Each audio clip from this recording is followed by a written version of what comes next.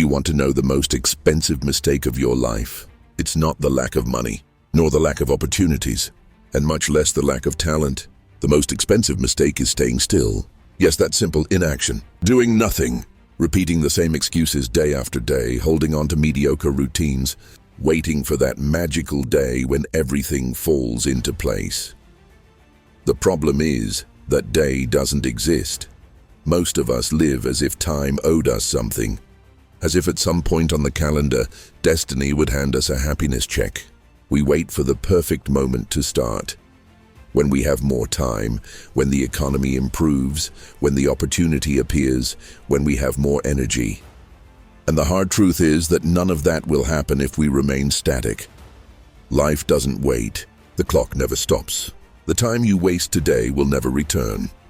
The most ironic part is we know this in theory, yet we still let ourselves be defeated by laziness, habit, and the comfort zone. And with every day that passes without taking action, we drift further from the life we want to build. Think about this.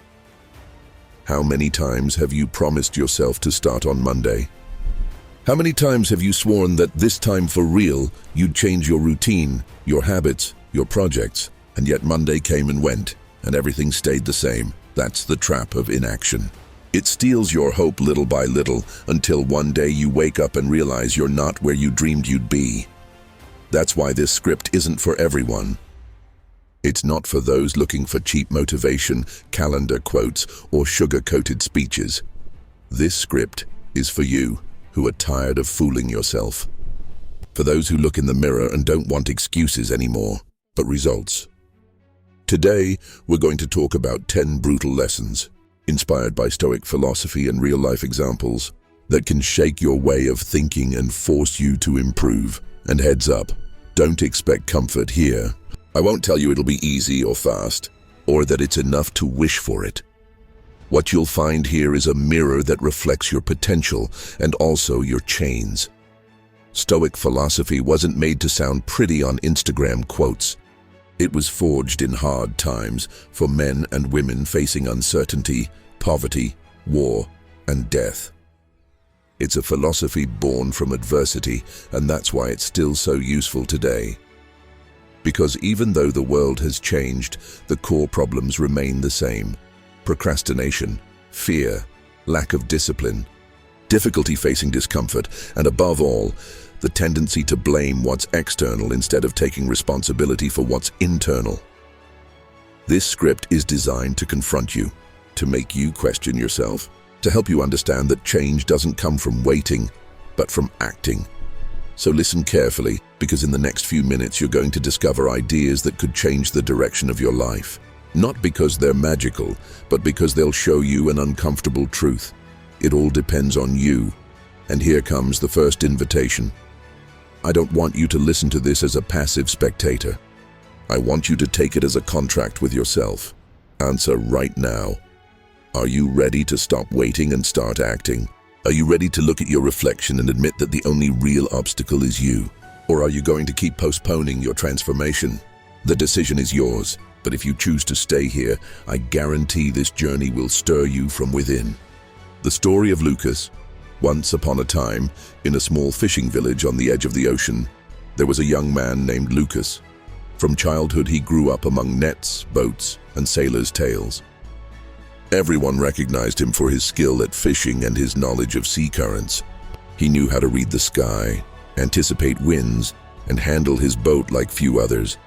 Yet inside, there was an emptiness that bothered him. Every morning as he cast his nets, Lucas would look toward the horizon. He wondered if his life could be different, if there was something beyond the routines he repeated day after day. He had skills, yes, but he lacked a bigger purpose. One ordinary morning, while sailing alone in his small boat, the sky changed suddenly. Black clouds covered the sun, and within minutes a furious storm broke out. The waves rose like mountains, striking the boat mercilessly. The wind roared so strongly he couldn't return to shore. Clinging to the tiller, Lucas fought with all his strength to maintain control. But soon he understood that resisting was not enough. The sea seemed invincible. Each wave hitting the boat was a brutal reminder of how fragile his life was. Fear began to paralyze him. He thought of his family, everything he could lose, how unfair it would be to die so young in the middle of that storm. Then he remembered the words of his grandfather, a man who had spent more time at sea than on land. His grandfather always said, "The sea forces you to get better every day. It's not enough to know how to swim. You must learn to read the waves. He who fights against the water loses. He who adapts survives." Inspired by that voice in his memory, Lucas took a deep breath and started observing. Instead of fighting blindly, he paid attention to the water's movement. He noticed the currents weren't enemies. They could be allies if he knew how to use them. He adjusted his sails not to fight the wind, but to let it guide him toward a different course. He remembered a small cove he'd seen in past explorations, a refuge hidden among rocks. With patience and determination, he steered his boat toward that point. It wasn't easy. Every meter gained was a triumph. The hours felt endless, but finally exhausted and soaked, he reached that protected bay and found shelter. The next day, Lucas returned to the village. His neighbors greeted him with surprise. Many had written him off, convinced the storm had dragged him to the bottom of the sea. But Lucas came back, not only unharmed, but transformed. He gathered the younger ones and shared the lesson he had learned. Every day, even a small one, brings the opportunity to get better. If you choose to learn from every experience, even from the harshest storms, you become stronger and wiser. From then on, Lucas didn't just fish. He became a teacher, a guide, an example. He taught others to face difficulties with calm and strategy. His life became proof that constant improvement not only transforms our skills, but the way we interpret the world. The moral of this story is simple, yet powerful. True progress isn't always about spectacular changes, but about adapting, observing, and growing a little at a time. Every day counts. Every step adds up. Every storm can be a teacher in disguise. And just like Lucas, you too can learn to use the currents instead of fighting them. Don't wait for the storm to pass. Learn to navigate within it. Before we dive into the first practical lesson, I want to invite you to do something small but powerful. Subscribe to the channel and turn on the bell. That way, every new piece of content that can help you grow will reach you directly. And do one more thing. Write in the comments the phrase, "I'm ready to learn from my storms." That will be your way of committing, not to me, but to yourself. A reminder that, like Lucas, you can turn every obstacle into a teacher. Lesson 1. The enemy in the mirror. The first obstacle holding your life back isn't outside. It's not your boss. It's not the economy. It's not your parents or your partner or your friends. The real enemy is much closer. It lives in your mirror. That silent enemy isn't a ghost or a figure out there. It's the inner voice that whispers excuses, the one that always finds a reason not to act. And the worst part is that voice sounds convincing. It disguises itself as logic, prudence, common sense. But all it does is keep you stuck. How many times have you heard yourself say phrases like these? "I don't have time. I'm too tired. It's not the right moment yet. I'm just not one of those disciplined people." They sound reasonable, don't they? But in reality, they're elegant lies. Little invisible chains that keep you in the same place day after day. Excuses are mental traps. The mind is skilled at justifying inaction. It prefers to protect you from effort rather than expose you to risk. But that protection is a deception. What looks like safety is actually a prison. Excuses are born from fears and insecurities. They convince us that in some perfect future, when everything aligns, then we'll begin. The problem is that perfect future never arrives, and while you wait for it, you lose years that never come back. Stoicism explains it clearly. You cannot control time, fate, or other people's decisions. The only thing truly in your hands is your actions. If you keep waiting for the ideal context, you'll die waiting. Practical strategy: strip your excuses. A powerful exercise is to write them down. Yes, literally write your excuses on paper. Make a list of all the phrases that have stopped you. Look them in the face. You'll see that once you expose them to the light, they lose strength. Then next to each excuse, write one minimum action you can take to counter it. Example, excuse, I don't have time to read. Action, read 1 page each night before bed. Excuse, I'm too tired to exercise. Action, walk 10 minutes after dinner. It doesn't matter if the action is small. What matters is that it's concrete and pulls you out of the circle of inaction. The principle of daily improvement. Another key tactic is to commit to improving a little every day. Don't wait for the day you feel motivated or have unlimited energy. Do it even when you don't feel like it. Get up and do at least one daily action. It can be tiny. Organize your desk, drink a glass of water upon waking, write 3 lines in a notebook. Each small act is a brick in building your discipline. Over time, consistency erodes excuses. The secret isn't feeling motivation, it's creating discipline. Motivation is fickle. Discipline is reliable. Ask yourself, who's in charge here?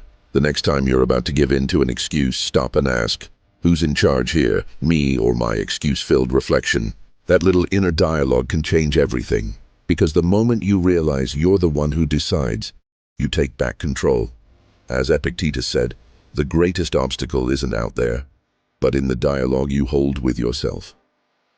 Stoic visualization.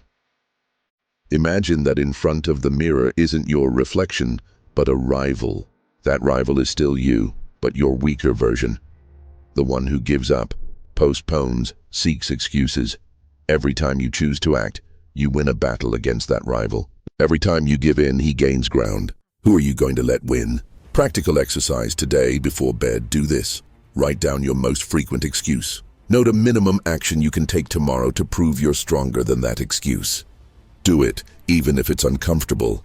If you repeat this daily, little by little, your reflection will stop being your enemy and will become your ally. Summary of Lesson 1.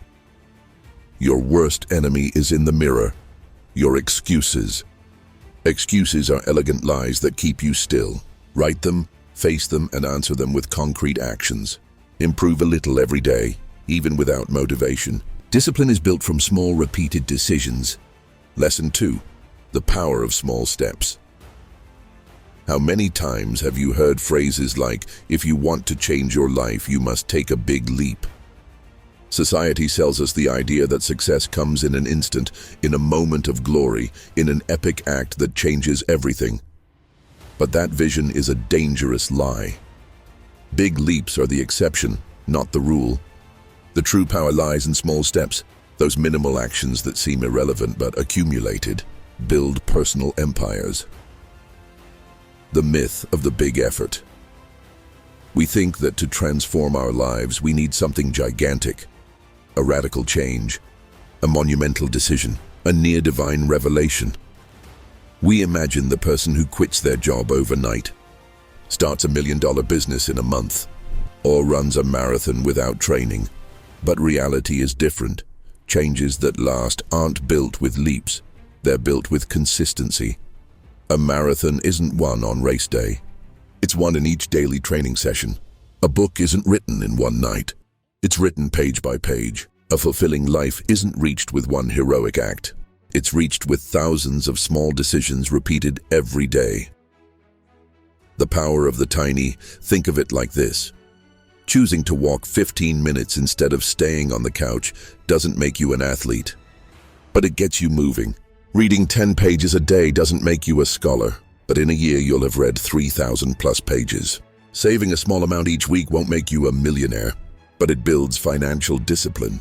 They're steps so small almost no one notices them. But precisely because of that, they're powerful. They don't intimidate, they don't overwhelm, they don't require perfect conditions. They only require repetition, the math of consistency. Imagine this. If you improve just 1% each day, by the end of a year you'll be 37 times better than you were at the start. That's simple math. The sum of small improvements multiplies over time. The Stoics knew this very well. They didn't expect magical change from one day to the next. They believed in constant practice, daily effort, discipline as the path. Practical strategy, the micro-habit. How do you apply this? Create micro-habits. Small actions you can repeat without difficulty until they become part of your routine. Examples: instead of meditating 1 hour daily, start with 3 minutes.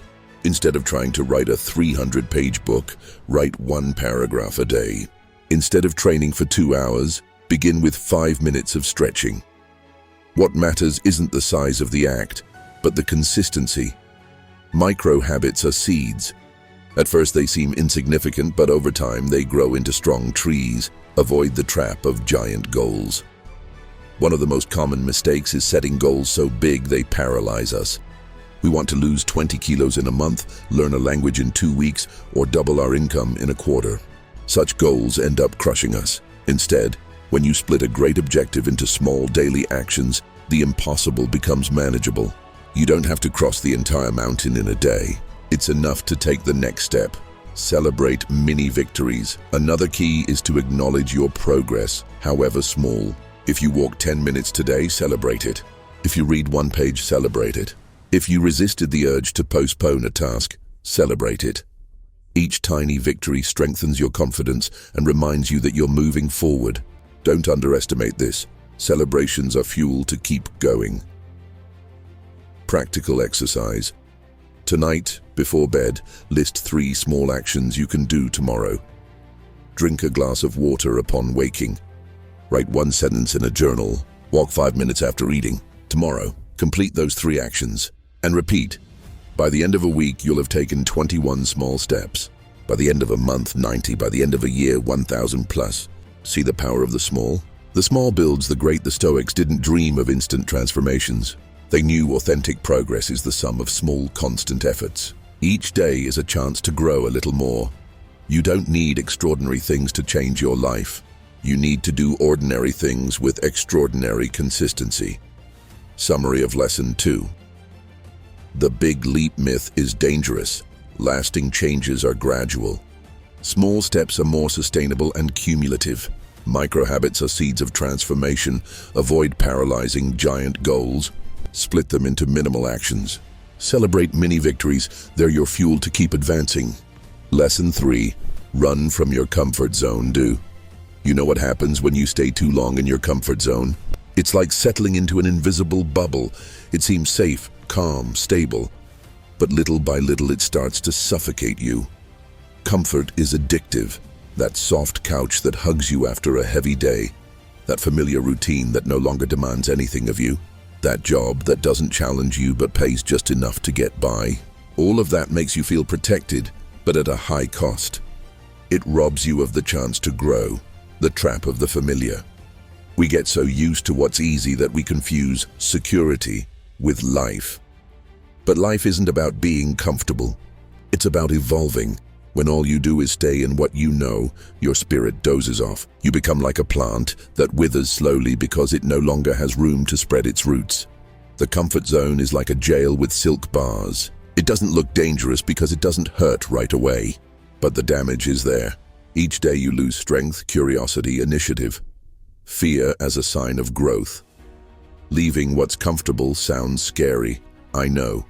No one wants to abandon the safe to jump into the unknown. But here's the secret. Fear isn't a sign that something is wrong. It's a sign that you're growing. The Stoics didn't fear challenges. They saw every obstacle as training. Marcus Aurelius said, "What stands in the way becomes the way." In other words, the uncomfortable is the route to the best version of you. Small steps into the uncomfortable. You don't have to jump without a parachute. Leaving your comfort zone doesn't mean changing your life overnight. It means stretching your limits little by little. Imagine walking on a tightrope. You don't sprint on your first try. You start slowly, step by step, learning to balance. That's how growth works. Not giant leaps, but advancing just beyond what you already master. Examples. If you always eat in the same place, try something different. If public speaking makes you uncomfortable, share your opinion in a small meeting. If exercise scares you, start with something minimal. 5 minutes of stretching. The point isn't what you do, but that it pushes you a little. Small goals as a springboard. A common mistake is trying to leave the comfort zone with goals that are too big. For example, Someone who never runs decides to do a marathon. What happens? They get frustrated, injured, or give up. The secret is to set manageable objectives. Instead of 42 kilometers, walk 20 minutes daily. Instead of switching careers overnight, start learning a new skill in your free time. Instead of moving abroad out of nowhere, visit for a few days to test how you feel. Each small goal cracks a window in that bubble that suffocates you. Little by little, fresh air flows in, and with it, new possibilities. Seneca and true freedom. Seneca explained it with amazing clarity. True freedom is not staying where you feel comfortable, but learning to grow in any situation, even when fear lurks. Freedom isn't doing whatever you want without limits. Freedom is having the capacity to face the difficult without losing yourself in the process. When you force yourself to leave the comfortable, you take back power over yourself. Carl Jung and real-life Carl Jung also said, "Life begins at the end of your comfort zone." There's nothing new in the comfortable. Nothing extraordinary grows on familiar ground. Everything you want, confidence, courage, purpose, lies beyond that invisible line you call comfort. Practical exercise. Make a list of 3 things you know make you uncomfortable. Talking to strangers. Trying a new activity. Saying no when you used to say yes out of fear of looking bad. Now pick one and do it this week. It doesn't matter if you feel fear. Remember, fear isn't an enemy, it's a compass. It's pointing you in the right direction. The real danger, the real risk isn't leaving your comfort zone. The real risk is staying there until life passes you by. If you don't burst that bubble, sooner or later it will burst in your face. And when you look back, all you'll find is regret. Summary of Lesson 3. The comfort zone is a bubble that feels safe but suffocates. Fear is a sign you're growing, not that something is wrong. Leaving comfort doesn't require huge jumps, just small steps. Seneca, freedom is growing even amid fear. Jung, life begins where your comfort ends. Lesson 4. The art of failing like a pro. Live in a culture that glorifies success and sweeps failure under the rug. From an early age, we're taught that making mistakes is bad, that failing is shameful, that tripping is weakness. So we grow up afraid to try, for fear of failing. But here's the paradox. Without failing, you'll never learn to win. The invisible enemy, fear of failure. Think about it.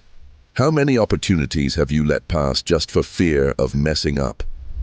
The time you didn't apply for a job because you thought you weren't enough. That project you didn't start because, what if it goes wrong? That relationship you didn't attempt because, what if they break my heart? Every decision avoided out of fear is a victory for your excuse-filled reflection. Failure isn't the enemy, it's the coach that teaches the most. The Stoics and adversity. The Stoics were crystal clear. For them, adversity wasn't something to avoid, but something to use. Marcus Aurelius wrote, "What obstructs the action advances it. What stands in the way becomes the way." In other words, the obstacle doesn't block the path. It is the path. Every mistake, every stumble, every frustration is a map pointing to where you can improve. But if all you do is run from failure, you deny yourself the chance to grow. Failure as a mirror. When you fail, your first reaction is emotional: shame, anger, frustration. It feels like the world is judging you. But if you can look past those emotions, you'll see failure is just information. The mistake tells you, not this way.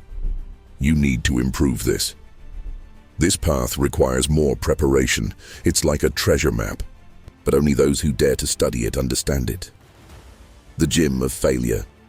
Imagine failure like a gym. On your first day, you don't lift like an Olympian. Your body hurts, you shake, you get frustrated, but with each workout, you get stronger. Failure works the same way. Every time you fall and get up, you strengthen your resilience, discipline, and character. It's not an obstacle, it's training. The real failure. Real failure isn't making a mistake. Real failure is learning nothing from it. It's repeating the same actions again and again, expecting different results. If every time you stumble you choose to get up with more knowledge, you'll have come a long way. It may be hard and slow, but it's real progress. Practical strategy. The error log. Here's an exercise. Every time you fail at something, write it in a notebook. Describe what happened, how you felt, and what you can learn from it. Turn it into a training record, not a shame list. Review it after weeks or months and you'll see your mistakes were the steps that led you to improve. Marcus Aurelius was right. He wrote, "It's not the mistake that counts, but what you do after making it. The fall doesn't define you. What defines you is your decision to get up, change your relationship with failure." I'm not telling you to love messing up. You don't need a banner that says "Long live mistakes." What I propose is changing your perspective. Instead of seeing every stumble as defeat, see it as investment, an investment of experience that gives you more clarity for your next attempt. Practical exercise. Today, think of a time you failed. Ask yourself, what did I learn from that experience? How can I use that lesson for my next step? What will I do differently from now on? Write your answers and you'll see how error turns into teacher. Summary of Lesson 4. Failure isn't the enemy. It's the most valuable coach. Adversity is part of the path, not a detour. Mistakes are maps showing areas for improvement. The real failure is learning nothing and repeating the same. Each fall is training that makes you stronger. Lesson 5. Routines that transform you. How many times have you told yourself, "I'll start tomorrow"? Curiously, tomorrow never comes. It always becomes another tomorrow, and then another, until days turn into weeks, weeks into months, and months into years. That's the cycle of procrastination. A comfortable, invisible trap that keeps you stuck. The illusion of tomorrow. We believe tomorrow will be different. That we'll have more energy, more motivation, more time.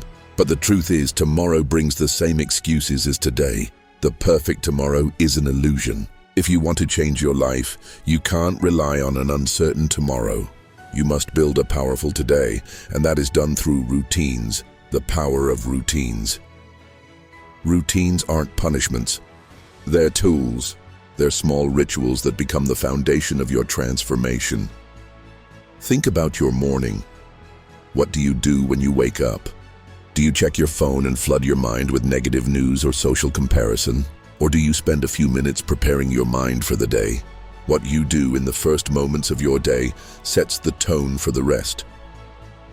Micro actions that change your day. A glass of water when you wake reminds you you're alive and activates your body. 5 minutes of meditation trains your mind to focus. A short walk clears your thoughts and energizes your body. Writing 3 things you're grateful for shifts your perspective from the morning. They're small gestures, but powerful. The Stoics and self-disciplined Stoics practiced self-discipline as a central virtue. For them, ruling oneself was the highest form of freedom. Force yourself to get better every day, they said. That doesn't mean waiting for perfect conditions, because those don't exist. It means committing to small steps repeated until they form character. Consistency beats motivation. Motivation is like a spark. It lights for a moment, then quickly dies. Routine, on the other hand, is like a campfire. If you feed it daily, it gives constant warmth. So don't depend on motivation to act. Create routines that work even on days you don't feel like it. Practical strategy, the daily ritual design. A simple ritual for your mornings and another for your nights. Morning, hydrate, move a little, reflect or write. Night, give thanks, evaluate your day. Prepare what you need for tomorrow. These rituals act like anchors. They keep you steady even when the day is chaotic. Avoid giant goals.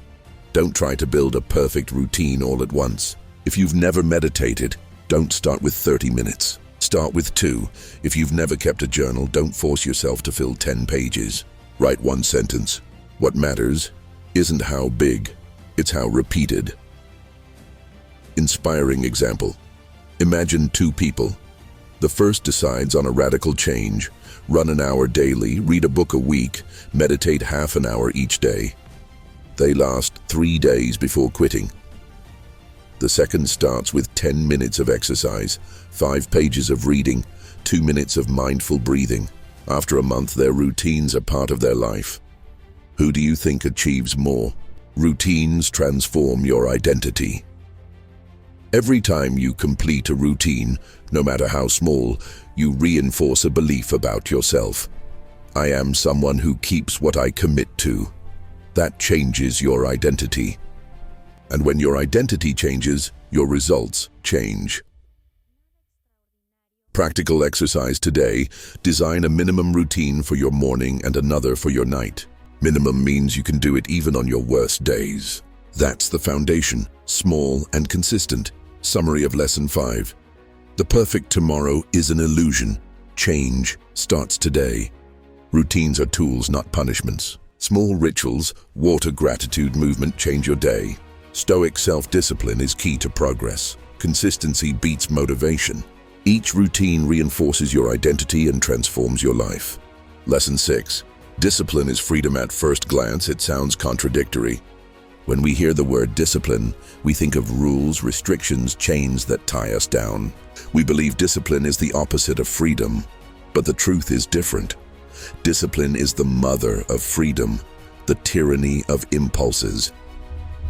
When you lack discipline, you're not free. You're a slave to laziness, cravings, distractions. You're a victim of your mood. If you feel like it today, you move forward. If not, you stagnate. If you're motivated today, you work. If not, you procrastinate. In that scenario, are you truly free? No. You're tied to passing emotions. Discipline as the key. Discipline is the bridge between what you say you want and what you actually achieve. It's the daily practice that turns desires into results. A simple example. If you want health, freedom isn't eating anything you crave. Real freedom is having the discipline to care for your body so you feel strong each day. If you want financial stability, freedom isn't spending without control. Real freedom is having the discipline to save and invest so money works for you. Discipline doesn't limit you. It enables you. Marcus Aurelius and inner power. He understood it well. He who governs himself is more powerful than he who governs an empire. There is no greater conquest than mastering your own mind and actions. Because if you can't do that, any external success will be fragile and short-lived. Discipline versus motivation. Motivation is volatile. Here today, gone tomorrow. Discipline is solid. It's the habit that sustains you even when you don't feel like it. Therefore, great achievements don't depend on being motivated every day. They depend on being disciplined every day. Practical strategy, the minimum commitment rule. Make a pact with yourself. Every day you'll complete a minimum action, no matter what. Want to write a book? Commit to 1 sentence a day. Want to exercise? Commit to 5 minutes of movement. Want to save money? Commit to setting aside at least a coin. The magic is that once you start, you'll often do more than the minimum. But even if you don't, you kept your commitment, and that strengthens your discipline. Discipline frees energy. When you have discipline, you eliminate the need to decide over and over. You don't ask, will I feel like doing it today? You just do it. This frees mental energy to focus on what matters. Disciplined routines reduce noise in your mind and give you clarity. The real enemy. People often think discipline is a prison, but the real prison is lack of discipline. Those without habits drown in chaos. Those without structure live lost. Discipline isn't your enemy. It's your ally. Practical exercise. Define one area of your life in which you want more freedom. Health, finances, learning, relationships. Now ask yourself, what disciplined habit do I need to achieve that freedom? What minimum action can I start today to build it? Do it for 7 days straight. You'll notice your perception change. Discipline won't feel like punishment. It will feel like salvation. Summary of Lesson 6. Indiscipline makes you a slave to your impulses. Discipline is the bridge between what you desire and what you achieve. Marcus Aurelius. Governing yourself is the greatest power. Motivation is unstable. Discipline is reliable. Discipline removes mental noise and frees energy. The real imprisonment is lack of discipline. Lesson 7. Controlling the uncontrollable. One of the most powerful Stoic lessons is also one of the hardest to accept. There are things that don't depend on you. The sooner you understand it, the lighter your path will be. The trap of wanting to control everything. We obsess over managing what's beyond our reach. The weather.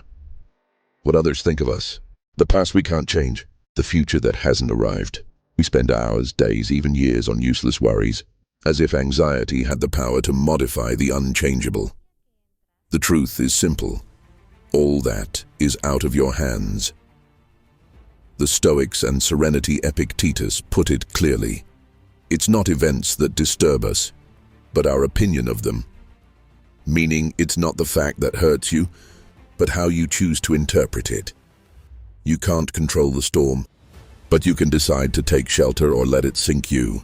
You can't control criticism, but you can control your reaction. Key question: does this depend on me?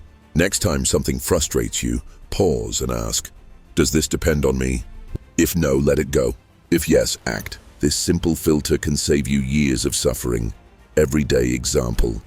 Imagine you're stuck in traffic. You can't move the cars, change the light, or do magic. But you can. Breathe deeply to calm yourself. Listen to an audiobook to learn something. Use the time to reflect. Traffic doesn't depend on you. Your reaction does. The circle of control. Visualize 2 circles. The circle of what you control. Your actions, decisions, habits. The circle of what you don't. The global economy, weather, other people's opinions. The more energy you invest in what's outside your circle, the more frustration you'll feel. The more you focus on what's inside, the more power you'll regain. Practical strategy. The control journal. For 1 week, each time you feel worried or anxious, write your thought and classify it. Does it depend on me? Does it not depend on me? Then act only on what does depend on you. You'll see your anxiety decrease and your clarity increase. Marcus Aurelius and acceptance. The emperor faced wars, betrayals, political crises. Yet in his meditations he wrote words echoed in the Serenity Prayer. Grant me the serenity to accept what I cannot change, the courage to change what I can, and the wisdom to know the difference. Sounds current, right? Because the human dilemma remains the same. The weight of the unnecessary. Many live carrying weights that aren't theirs. Guilt over past mistakes. Anguish about what others think. Worry over hypothetical futures. That's like walking with a backpack full of stones you'll never use. You can't move lightly if you insist on carrying what doesn't belong to you. The power of letting go. Letting go isn't giving up. Letting go is recognizing the border between what's yours and what's not. It's freeing energy to invest in what you can transform. Calm is born from that clarity. Summary of Lesson 7. Many things don't depend on you. Worrying about them is useless. Key question: does this depend on me? Lesson 8. The strength of gratitude. We live in a society that constantly tells us we don't have enough. You don't have enough money. You don't have enough success. You don't have enough beauty, fame, recognition. That constant bombardment of more keeps us in an endless race. We run like hamsters on a wheel, believing that when we finally reach a certain goal, then we'll be happy. The problem is, the goal always moves. When you get what you wanted, a new desire appears, and then another. And so, you never enjoy what you already have. Gratitude is not complacency. This is where gratitude comes in. Many people think being grateful means resigning yourself, stopping the fight, settling for little. But it's not like that. Gratitude isn't the end of the road, it's the lens through which you travel it. It doesn't mean you stop dreaming. It means that while you pursue your dreams, you learn to value what's already in your hands. The Stoics and daily practice. The Stoics practiced gratitude every day. Marcus Aurelius, in his Meditations, wrote each morning to give thanks for being alive, for being able to think, for having the capacity to act. That exercise prepared him for the day's challenges, reminding him he was already fortunate even before facing any problem. Imagine how different your life would be if you started each day thanking for what you already have instead of complaining about what's missing. The gratitude filter. Gratitude works like a filter that transforms how you see the world. When you train your mind to focus on what you have instead of what you lack, everything changes. Your mood improves, your stress level drops, Your relationships grow stronger because you start valuing people more. It's not magic, it's mental training. Practical exercise. 3 daily gratitudes. Try it. Every night before bed, write down 3 things you're grateful for. They don't have to be big achievements. Small things count. Hot coffee in the morning. A conversation with a friend. Simply having a roof over your head. Do it for a week, and you'll see your perspective change. Gratitude as the antidote to comparison. One of the strongest poisons of our era is constant comparison. We open social media and see seemingly perfect lives. That makes us feel like we're always losing. Gratitude is the antidote. When you're grateful for what you have, you stop looking with envy at what others have. You start to understand that abundance isn't about owning more, but about recognizing more. Gratitude and abundance. The paradox is that the more grateful you are, the more abundance you attract. Why? Because your mind stops focusing on scarcity and starts identifying opportunities. The grateful person always finds reasons to move forward. The ungrateful person always finds excuses to stop. Seneca and the True Treasure. Seneca wrote, "It's not the man who has little who is poor, but the one who desires more." Wealth isn't measured in possessions, but in gratitude. A man with millions can feel miserable if he always wants more. A man with just enough can feel whole if he learns to value each moment. Advanced exercise. Gratitude in the difficult. Don't only be grateful for the good. Learn to be grateful for the hard things too. Does it sound strange? Yes, but it's powerful. Be thankful for the challenges that force you to grow, the mistakes that teach you, the losses that show you what truly matters. That is the most stoic gratitude, finding value even in adversity. Your life is already a gift. Think about this. You woke up today. You breathe, walk, listen, see, think. Thousands of people didn't have that privilege this morning. Isn't that reason enough to be grateful? Summary of Lesson 8. Society trains you to focus on what's missing. Gratitude trains you to focus on what you have. Being grateful isn't complacency, it's perspective. Marcus Aurelius practiced daily gratitude in his Meditations. The habit of gratitude improves mood, reduces stress, and strengthens relationships. Gratitude is the antidote to comparison. Seneca, true poverty isn't having little, but desiring more. The deepest gratitude includes thanking for the difficult as well. Lesson 9. The value of the present. Spend a large part of our lives trapped between 2 times that don't exist, the past and the future. We punish ourselves for what already happened and can't be changed. We worry about what hasn't happened yet and may never happen. And in the middle of that mental battle, we let slip the only thing we truly have, the present. The obsession with the past. How many times do you replay a past mistake over and over? You reproach yourself for what you did or didn't do. You relive conversations, decisions, moments that now exist only in your memory. But the past is like a movie that has already ended. You can analyze it and learn from it, but you can't rewrite it. Living trapped in it is like wanting to row a boat while looking only backward. Sooner or later you'll crash into something. Anxiety about the future. On the other hand, there's the obsession with the future. You ask yourself, what if I fail? What if I'm rejected? What if I don't get what I want? That anxiety steals your present energy. It keeps you from acting today because it paralyzes you with fears about tomorrow. Stoicism explains it simply: the only real time is now. Neither yesterday nor tomorrow is in your hands. Only this instant. Marcus Aurelius and the call to action. In his Meditations, Marcus Aurelius wrote, "Waste no more time arguing about what a good man should be. Be one." That sentence is a direct blow to procrastination. Stop thinking so much about what you should do and do it now. The present as the ground of action. Every time you postpone something important, you hand your life over to an uncertain future. Every time you relive a past mistake, you take power away from your present. The present is the only place where you can act, decide, change. Everything else is memories or illusions. If you want to transform your life, start here and now. Practical strategy. The anchor to the present. Next time your mind goes to the past or the future, use this technique. Take 3 deep breaths. Ask yourself, what can I do right now that depends on me? Do it, even if it's a minimal gesture. That action, however small, brings you back to the present. Everyday example. Imagine you have an important exam tomorrow. You spend hours thinking, what if I do badly? What if I don't remember anything? That worry doesn't help. What you can do is pick up the book and study for 20 minutes right now. The future isn't under your control, but your present action is. Living in the moment isn't irresponsibility. Many confuse living in the present with living without thinking about anything else, as if it were irresponsibility. But it isn't. Living in the present means you plan for the future, yes, but you don't obsess over it. You learn from the past, yes, but you don't relive it with constant pain. Living in the present is using all your energy on the only thing you can touch, the now. Practical exercise before bed.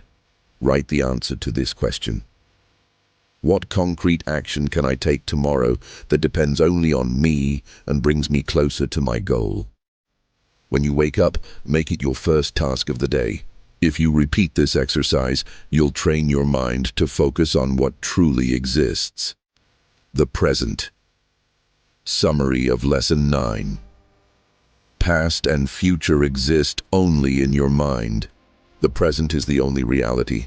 The past is for learning, not for punishing yourself. The future is for planning, not for obsessing. Marcus Aurelius.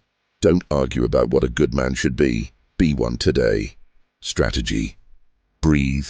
Ask what depends on you now and act. Living in the present isn't irresponsibility. It's practical wisdom. Lesson 10. Memento mori, memento mori. In Latin it means, remember that you are going to die. It sounds somber, almost macabre. Our society avoids talking about death. We prefer to distract ourselves, pretend that day will never come, live as if we were eternal. But the Stoics thought differently. For them, remembering death wasn't a sad thought, but a powerful reminder to truly live. Death as a teacher, the certainty of death forces us to look at life with different eyes. When you remember your days are limited, you stop wasting time on trivialities. You stop postponing what matters. You stop fooling yourself with excuses. Time is the most valuable resource you have. Money can be recovered, objects can be replaced, but each day that passes is one day less in your account. Seneca and the urgency to live. Seneca wrote, "It's not that we have little time, but that we waste a lot. It's not the lack of days that limits us, it's how we use them." Many live as if they were immortal. They postpone their dreams, fill themselves with petty worries, leave the essential for later. But later is never guaranteed. Live with urgency, not with haste. Remembering death doesn't mean living in fear or rushing without sense. It means giving urgency to what truly matters. If you love someone, tell them today. If you have a dream, take the first step today. If there's a pending decision, stop postponing it, because tomorrow you might not have the opportunity. Memento mori in everyday life. Imagine you carry an invisible hourglass above your head. Each day, a few grains of sand fall. You can't stop them. You can't get them back. If you were truly aware of that hourglass, how would you live differently? Would you keep losing hours in absurd arguments, useless complaints, unfounded fears? Or would you seize each moment with more intensity? Death as liberation. Accepting that you're going to die is also liberating. Other people's opinions matter less. Accumulating things you won't take with you stops making sense. Comparing yourself to others' lives loses its weight. When you remember your time is finite, your priorities align automatically. The superficial falls away. The essential remains. Practical strategy. The memento mori question. Every morning when you wake up, ask yourself, if today were my last day, what would I do differently? You won't always need radical changes, but this question will force you to live more consciously. Marcus Aurelius and a full life. Marcus Aurelius put it this way: "It is not death that a man should fear, but never beginning to live. The tragedy isn't dying because that's inevitable. The tragedy is reaching the end of your days and realizing you never truly lived." Multiplied gratitude, when you remember your mortality, gratitude intensifies. Suddenly the ordinary becomes extraordinary, a hot coffee, a friend's laughter, a quiet afternoon. Nothing is guaranteed, and that's why everything is valuable. The gift of the present, memento mori, is also a reminder that the present is a gift. The past no longer exists. The future isn't guaranteed. The only real moment is this one, and this moment is enough to start changing your life. Summary of Lesson 10, memento mori means remember that you will die. It's not a sad thought. It's a reminder to live fully. Seneca, we don't have little time, we waste a lot. Death teaches urgency, not haste. Remembering finitude frees you from the superficial and sets priorities straight. Practical question. If today were my last day, what would I do differently? Marcus Aurelius, the tragedy isn't dying, it's never having lived. If you've made it this far, let me tell you something. You're not one of the crowd. Most people start listening, get distracted, and give up halfway. You didn't. You made it to the end. And that already says a lot about you. It means that inside you there's a spark, a voice that knows your life can be bigger than it is now. Real change begins in action. You could leave this video saying, "How inspiring," and then continue with your usual routine. But if you do that, everything you learned here will evaporate within hours. Words only have power if they turn into deeds. So here comes the challenge. Act. Not tomorrow, not next week. Today. If something you heard resonated with you, write in the comments. My attitude is my change. Don't write it for me, write it for you. It's your public declaration that you're not here just to listen, but to commit. Subscribe to grow. I also want to invite you to subscribe to the channel and turn on the bell.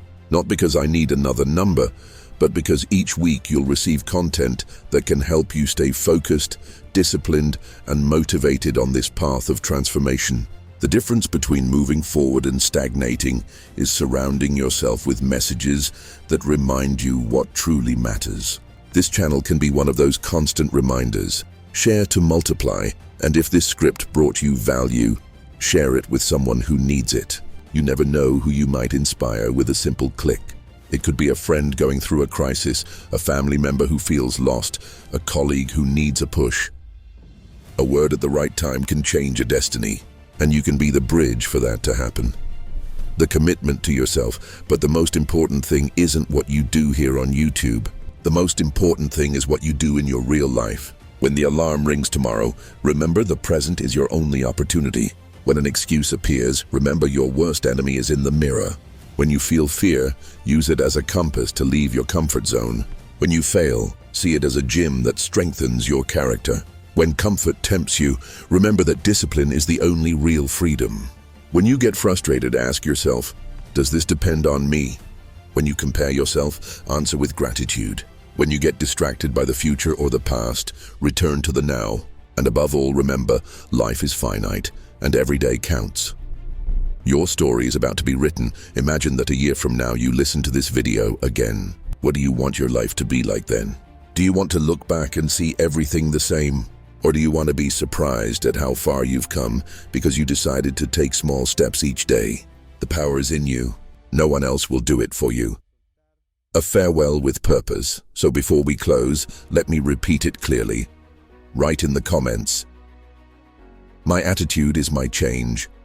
Subscribe and turn on the bell. Share this message with someone else. Do it, not because I say so, but because every small action reinforces your commitment to the life you want to build.